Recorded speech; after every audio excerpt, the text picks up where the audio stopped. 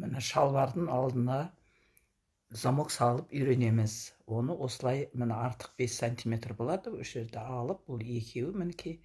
Осыны алып, оң жақ бетін енді полоскалық матамен сызып аламыз да, сөйтіп мінекей сызып тура осылай шаншып тігіп аламыз. Енді екінші бетін көреміз. Міне екінші бетін бетіп ашқан кезде ана жерден мына түп жағынан 1,5 сантиметрдей алып, осы полосканы түзу бойына біз бұны тігіп шығамыз. Бұл жерге біз замок саламыз. Мінекей бетіп көктеп аласыздар бұны 2 сантиметрдей, 1,5 сантиметрдей қылып.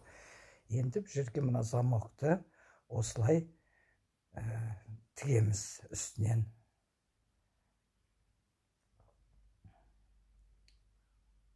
Мінекей бұлай қойып, замокты осы жерге тігіп аламыз.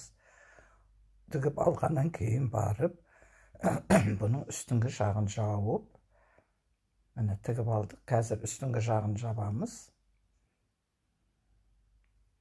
Міне үстіңгі жағын осының үстіне жауып, бұны әдемелеп, бұлай сызып аламыз. Қазір сызуын көрсетемін. Мінекей.